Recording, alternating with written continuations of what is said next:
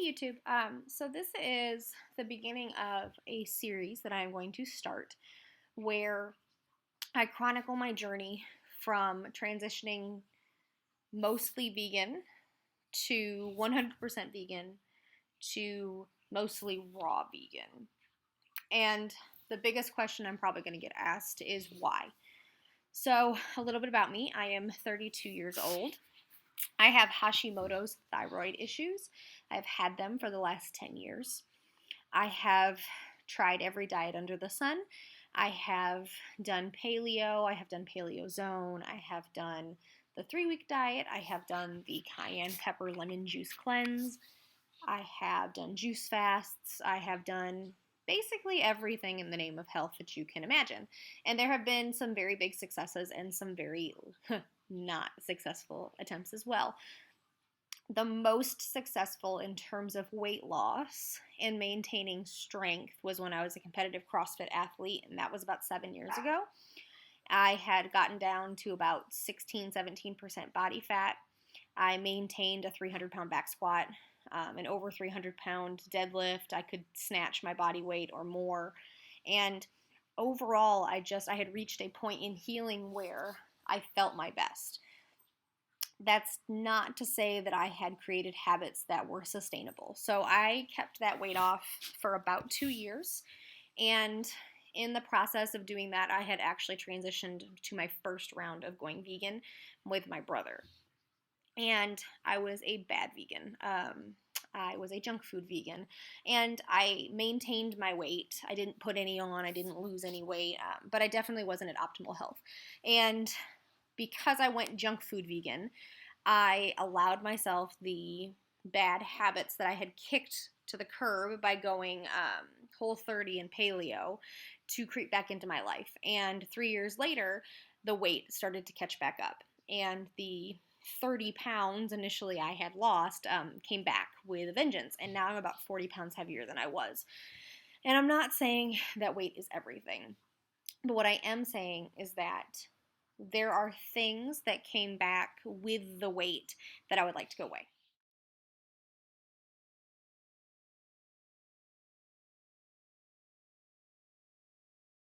Part of the things that come back, and then they come back worse, would be things like there's a psoriasis that happens, or an eczema that happens on the palms when, and I'm not sure you can really see it. I've got a picture of it on my Instagram that's probably better. But there's like water blisters that happen on your palms when you have some autoimmune issues, and they get itchy and they burst and they're gross. And mine are definitely a huge indicator that I have not been the best on my diet.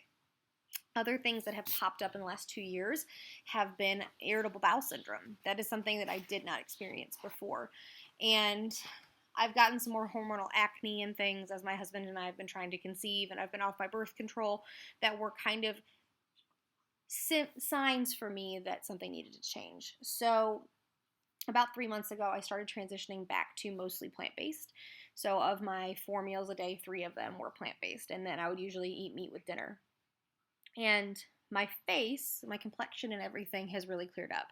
I think that is not simply due to diet. I think that's also due to changing my products. And I have changed all of our products in our house that I put on my skin or that I breathe in to toxin-free and vegan. That includes cleaning products, body wash, toothpaste, shampoo, conditioner, all my makeup, all of those things. And that has made a huge difference. And I really do feel like, I think you can see, that my hair and everything, it feels healthier because of that switch. But I'm still struggling to lose weight. And I don't want to say that this is just about, but I definitely know that 30% body fat is not ideal. And it's definitely not a place where I feel comfortable in my own skin. It's not a place where I want to get pregnant and have to deal with those body image issues as well. And I'm not saying that being pregnant is a negative thing at all. I'm just aware that through the changing process of your body, that you have to change your mindset about yourself as well. And if you don't appreciate that you grew a human, and that takes stretching and things like that, and that it will take time to get back to normal, then you are doing yourself a disservice. But I'm not even there yet. And I'm already having some insecurity and some self-esteem issues. So I need to fix those pronto. The other thing is that I don't want to raise children with a mother who consistently has an unhealthy relationship with herself or with food. And that is basically where I'm at.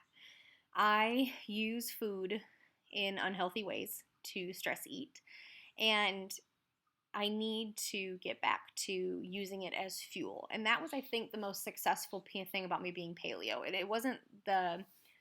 it probably was cutting out grains and dairy, I'm going to be honest, and processed sugar.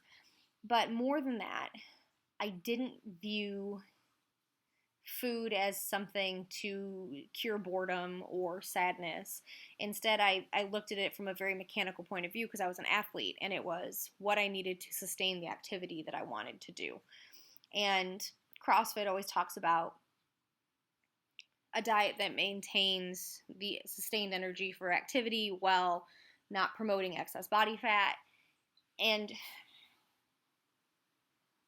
there's a lot of things that can be said for having a healthier body fat percentage, and that's kind of where my goal is. So instead of thinking I have a goal of this many pounds I want to lose, instead I'm going to try and get back to 20% body fat. So like I said, I am about 31% body fat right now. I'm 5'4". I weigh 170 pounds, and through quarantine I have been plus or minus 2 pounds. So I've been a little bit below 170, I've gotten down to like 168, and then I've been up at like 172.5. But the amount of activity that I'm doing by walking and moving, because I'm moving to Florida, has canceled out the bad days. And more consistently, I've had good days with eating, but the bad days have started to creep up at me again as the moving date gets closer, and I know that I'll be taking a road trip, and I want to get ahead of myself before I use the road trip as an excuse to totally go like awful on myself for 3 or 4 days. So what I'm going to do is hold myself accountable here. Now, I'm not saying you have to agree with me. I'm not saying that you have to adopt a vegan lifestyle to be at optimum health. What I am saying is that I feel my best when dairy is completely out of my diet, when grains are completely out of my diet, when added sugar is completely out of my diet, and when I focus on whole foods. And for me, I have 10 dogs and 16 cats and a bearded dragon. And anytime I see a random animal, my heart skips a beat and I feel excited about it. And my heart breaks when I see them dead on the side of the road, or the heartbreaking stories of people dumping animals. And I get angry when my friends say, we need to get rid of our animals because we're moving. And that part of me doesn't go away. And what I found the first time I went vegan was that my moral compass and my diet being aligned made me a happier person. I felt a weight had lifted off my shoulders. It was easier for me to make good choices. It was easier for me to smile every day, despite being more sensitive to the hurt and the hate and the violence that's in the world.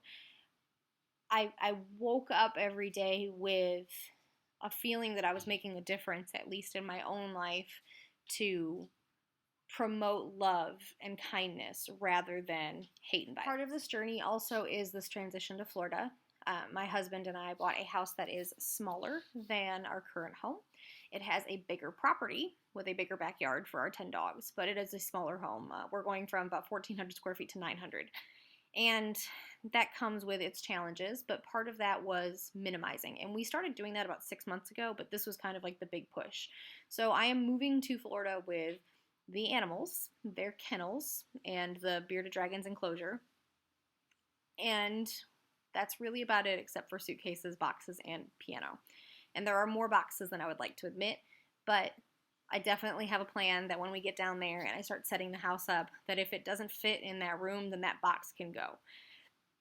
But this also is a great opportunity for me to transition to more sustainable ways of doing things myself, like composting and reusing and recycling and growing sprouts and microgreens and trying to become a gardener and those sort of things that I really do want to be better at. I just haven't had the opportunity. Part of this is that I aligned myself with a company that is only vegan and cruelty-free products. And the transition in my personal care to that quality and to that moral fiber has really inspired a lot of other changes. I'm not worried about my protein intake anymore. I know that I can get enough protein to subsist from plants and plant-based things. I'm not going to be doing things like seitan, tempeh, soy. I can't do soy with my thyroid. So I won't be doing tofu, things like that. I will be entirely plant-based.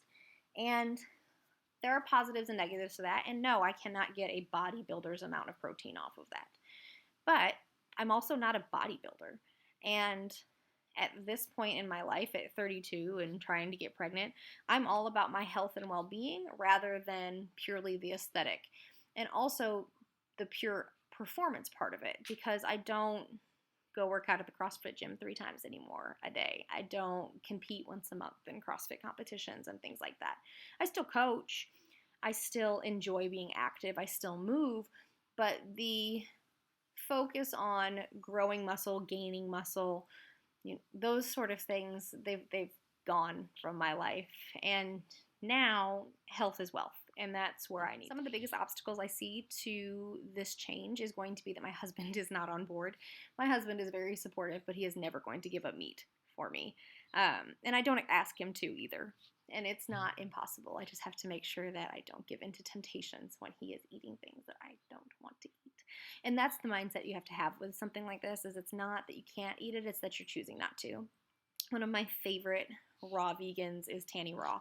And I love it when she says, I have my food, and that's not my food. And she's got this very, I don't want to say narrow, because that's very laser focus on this is what I eat, and these are the things that I don't eat, and I don't eat them because they don't benefit me. And I was really listening to her this morning about the regenerative properties of a raw vegan diet. And I know that I can't go cold turkey straight into it. So what I'm going to try and do first is do, of my 4 meals a day, I'm going to try and make 50% of them raw. So 2 meals raw, 2 meals with some sort of cooked element, mostly raw though. And then what I will do as I get kind of comfortable there is I will transition to the 3rd meal being raw, and then transition to the 4th meal being raw. And then I feel like once I'm there, I can start really looking at the macronutrients and the micronutrients of what I'm eating, start worrying about the calories. But for me, I have to build the habit first. And I need to get back to that love of, I'm making this change because I love myself, not because I'm punishing. If you have ever considered going vegan, if you have ever considered going raw vegan, or if you are just curious to what it is like to move across the country with 10 dogs, 16 cats, and a bearded dragon, stay tuned, because that will be all chronicled here on this journey. Tomorrow is May 5th, and that is my plan, is to start on my 50-50 beginning of this transition.